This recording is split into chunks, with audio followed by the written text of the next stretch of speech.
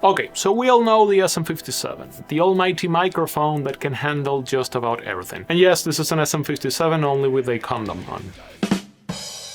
And don't get me wrong, I really like this thing. It's built like a tank. Once again, it's super reliable. You can pretty much put it on every single source and it's gonna sound decent. Probably about 70% of every single album you ever heard used one somewhere. Yet, when it comes to modern metal rock production, things have gotten boring. A rectifier being pushed by a tube screamer into a vintage 30 being mic'd by an SM57. Sounds familiar? It's a tried and true formula, reliable, foolproof, yet it's been done to death since 1999. So, since these days gear and equipment are getting cheaper and cheaper, why not try something different, something new? So in this video I'm going to use a very dirt cheap ribbon microphone to record a metal electric guitar tone, all by itself. Now, this is nothing groundbreaking. I mean, ribbon mics have been used in guitars since always. The only difference is that nowadays ribbon mics have gotten like this support role when it comes to miking an amp. It's rarely that you see a ribbon mic on its own, and even more rare on metal. It's almost always paired with a condenser mic or maybe a dynamic mic in order to provide a bit of body and warmth. Yet, once again, rarely they are used alone on its own, and especially on metal guitars. But today, we are changing that.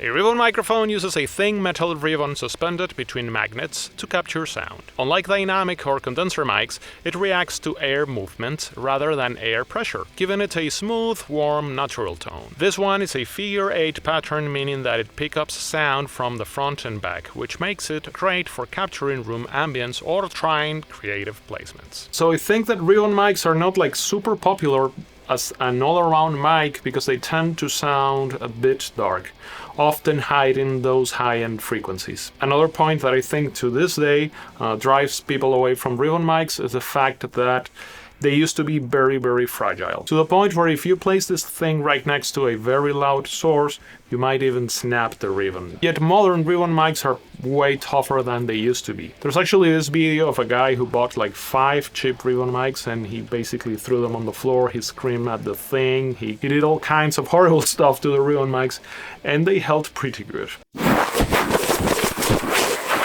Ribbon microphones hate this kind of stuff!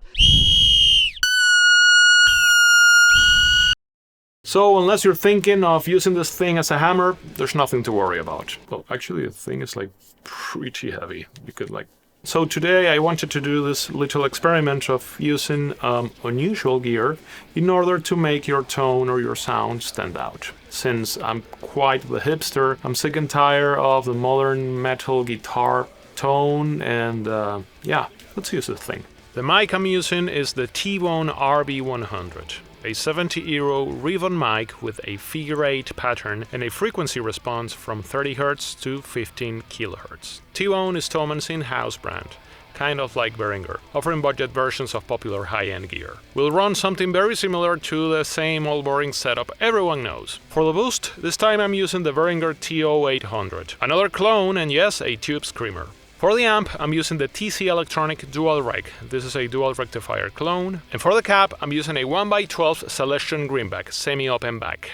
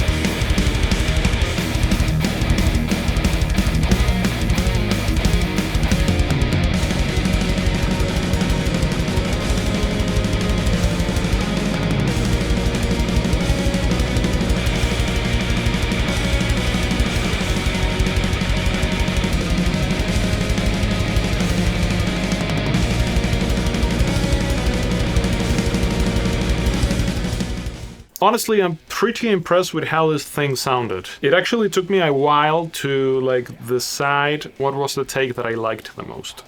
What I'm going to say is that I completely and entirely ditched the SM57, that take. And I think that also tells how much of a nasal and fuzzy tone the SM57 gives. On the take where I place the ribbon mic closer to the cap, you can tell that it has quite a lot of body there. It's almost boomy, yet I like it because it's like beefy and heavy. Yet, surprisingly enough, on the take where I placed this thing about 10 centimeters away from the original position, it gave like this very balanced tone, like that boominess and that excessive bass response was completely rolled off, while the high-end frequency came back and it had like way more attack on the palm mutes. And it provided like this very rich, balanced tone. And obviously a good approach or maybe a good practice would be mixing the SM57 with the ribbon mic, yet doing this would defeat this video's purpose. So there you have it, a setup very similar to the modern high-end recipe, yet with a few twists. Swapping the vintage 30 for a Greenback and swapping the SM57 for a cheap ribbon mic. And if this video helped you decide whether to get a ribbon mic or maybe even this exact same model, feel free to use my T.Bone affiliate links down below on the description of this video. Now, go out there and experiment. Don't just go ahead and copy the standard boring setup. Try your own things, go wild, you might even create the new industry standard. Thank you so much for taking the time and watching this video. If you haven't by now, smash that like button and subscribe to the channel. It's free and you will get notified every single time that I upload new content. And if this video really helped you and you find yourself weeping at how good my content is, then by all means feel free to buy me a beer through the link in my description. Also, if you're into the old school death metal scene, then check out my new series of videos where I recreate the sound of old school bands and producers here.